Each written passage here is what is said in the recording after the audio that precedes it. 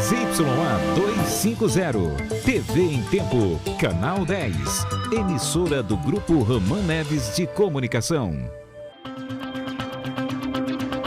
Servidores da SUFRAMA reclamam de decisão judicial que passa para a Cefaz a liberação de mercadorias. Pai, madrasta e tio da menina encontrada morta em Altazes são transferidos para a cadeia pública.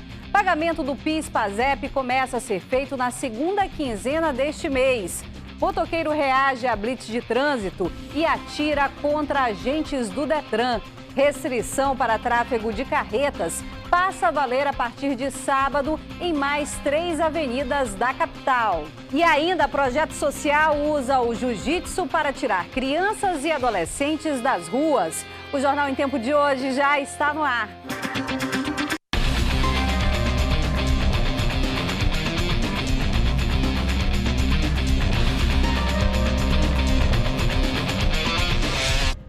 Olá para você que acompanha o Jornal em Tempo pela internet. A greve da SUFRAMA já dura 42 dias e os prejuízos só aumentam. A decisão da Justiça de deixar a cargo da Cefaz a liberação das mercadorias não agradou os grevistas. Carretas paradas e contêineres acumulados. O caminho percorrido pelas carretas até o pátio das empresas tem sido longo. São quase 950 paradas à espera de liberação.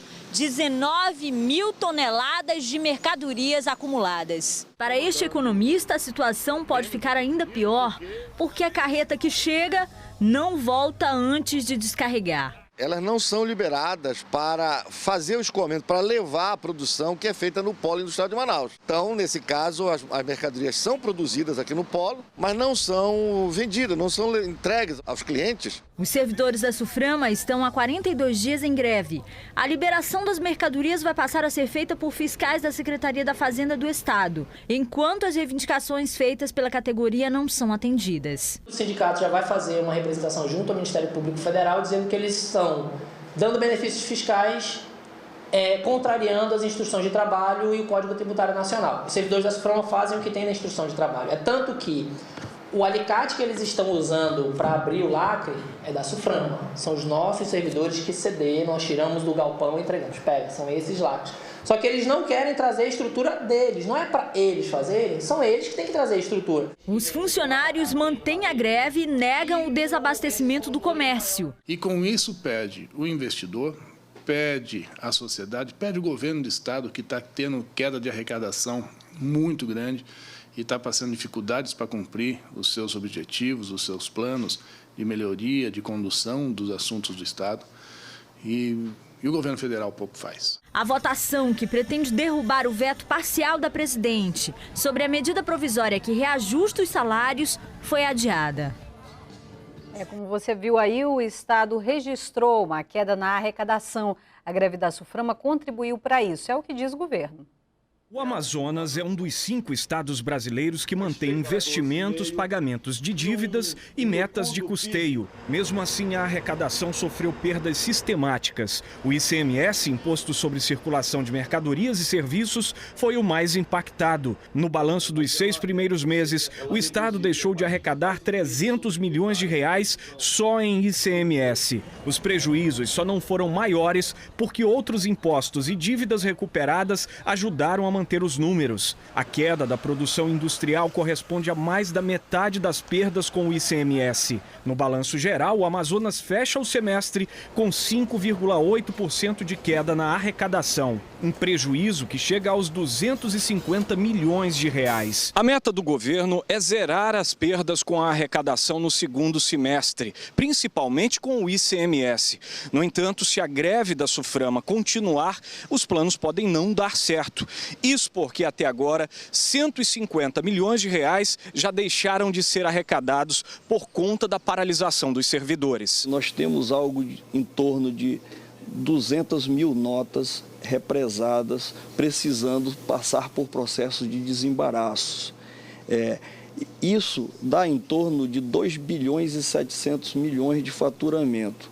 De acordo com as nossas estimativas, se desembaraçado tivesse sido feitas essas notas, se tivessem passado por processo de desembaraço, teria ingressado nos cofres públicos algo em torno de 150 a 200 milhões de reais. Entre as medidas que podem ser adotadas para evitar a depressão da atividade industrial está o incremento nas desonerações para o setor produtivo. Outra expectativa é quanto à produção de televisores. As multinacionais instaladas no polo industrial de Manaus projetam aumento na produção com a proximidade das Olimpíadas. Se mesmo assim o planejamento econômico não surtir efeito, novos cortes na máquina do Estado não estão descartados. Nós estamos permanentemente monitorando a situação, não só dos dados macroeconômicos do Estado, mas também da economia nacional, e estamos avaliando a possibilidade, dependendo de como se comportar o quadro nacional, de aprofundarmos as reformas que foram iniciadas no início do ano. O Amazonas trabalha com uma receita de quase 7 bilhões de reais, quase 80% destinados a pagamento de pessoal, encargos e manutenção da máquina pública. Apesar da crise econômica, os investimentos ainda se mantêm, com recursos na ordem dos 400 milhões de reais, mas isso só representa 5,9% da receita. Em Manaus, a sexta-feira vai ser de tempo parcialmente nublado a nublado, mínima de 25 e máxima de 32 graus. Em Tefé, Quari e Parintins, amanhã também vai ser de tempo parcialmente nublado a nublado, mínima de 23 e máxima de 35 graus. Daqui a pouco, pai, madrasta e tio da menina encontrada morta em Altazes são transferidos para a cadeia pública de Manaus. E ainda, motoqueiro reage a blitz de trânsito e atira contra agentes do Detran. Nós voltamos já.